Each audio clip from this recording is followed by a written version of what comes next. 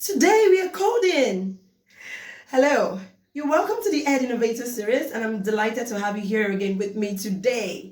Last week we talked about the role of the educator in the 21st century learning classroom, and today we are discussing and we are going to be coding. Yes, so we're discussing the collaboration skill and how we can effectively ensure that our kids are collaborating in the classroom. Okay, first of all, what is collaboration? So we have a lot of people and adults and businesses have begun to wake up and they have begun to understand what it means to collaborate. This is something that we can even start to teach our children right from the young age. We can catch them young and ensure they have this skill. Okay.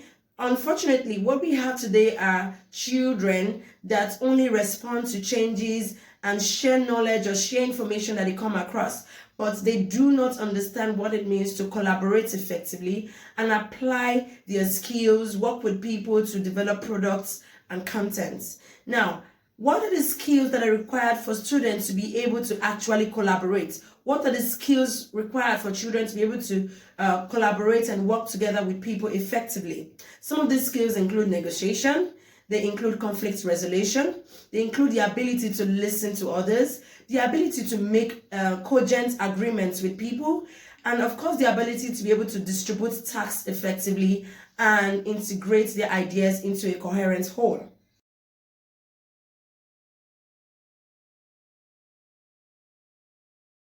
So to achieve this, teachers and educators need to ensure that they design their learning activities in such a way that it allows for distributed learning and of course shared distribution and of course discourage individuality.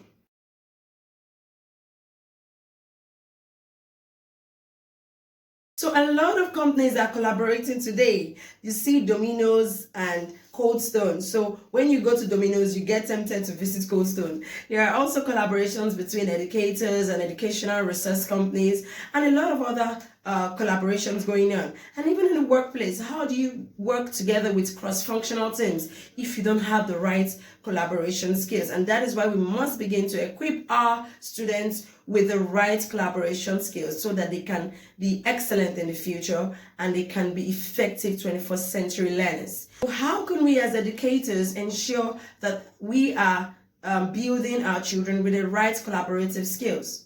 So when designing our learning activities, we should ensure this. One, are the children working together in pairs or groups? Are they creating a product or solving a problem collectively? Number two, is shared responsibility going on? Are they mutually responsible for the activity? Are they making suggestions together? Number three, do they make substantive decisions together?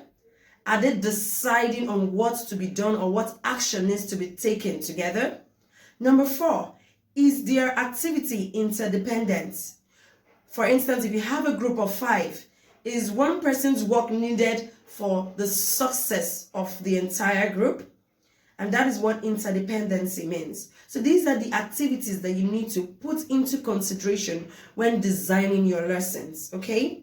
Now we are going to look at how to code each of these activities and how we can ensure that the quality and learning process of our lessons is infusing the collaboration skill. Thanks to ITL and Microsoft, we would be looking at how to code and would kick off making a decision tree as well as a rubric that can help us determine how well our children are collaborating in the classroom. Beginning from the question 1, are our children working together? If they are not working together, the activity will be coded 1. If you can look at the screen, or if you can see my screen, you will see that the activity is being coded 1 if the children are not working in pairs or groups. Now, if the children are working together in pairs and groups, the next question comes up. Are they ensuring shared responsibility? If they are not ensuring shared responsibility, we code the activity 2.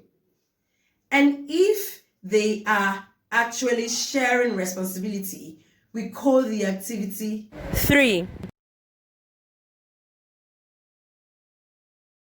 Now look at the decision tree and let's do a quick recap. So the questions we ask to enable us determine the level of quality and the level of collaboration going on in the classroom are these 4 questions. 1. Are children working in pairs or groups? If no, we call the activity or the lesson 1. If yes, we ask the next question. Are they ensuring shared responsibilities going on? If no, we call the lesson activity 2. It means the children are working in pairs or groups, but there is no shared responsibility going on. The next question is asked. Is shared responsibility going on? If yes, the activity is coded 2. And then we ask the next question. Are the children actually taking substantive decisions to ensure that the project moves or the activity is moving? If no, we call the activity 3. And then if yes, we ask the next question. Are the children working interdependently? If no, we call the lesson 4. If yes, we then call the lesson 5. All right, now look at the picture on your screen. I hope you can then understand what the collaboration rubric is about. So you can have this rubric as a guide to help you determine whether your children are learning and collaborating and whether collaboration is going on at different levels. So once your children are working in pairs or groups, once they are sharing responsibility, once they are taking substantive decisions together and working interdependently, then yes, you have reached code 5. And then you can know that the quality of collaboration happening in your classroom is at the top level. And then we can congratulate you and say, yes, you are an Ed Innovator. I hope you enjoyed today's lesson, and I hope you understand now how to code your lesson activities to ensure that you can gauge the quality of collaboration that is going on in each lesson. But not to worry, if you do not understand, we'll be sharing next week lessons that can help you understand the different levels of collaboration in the classroom. So I'll be sharing different activities that we can use to gauge collaboration in the classroom. I look forward to seeing you next week on the Ed Innovator series, and stay tuned. Don't forget to share. See you again. Bye.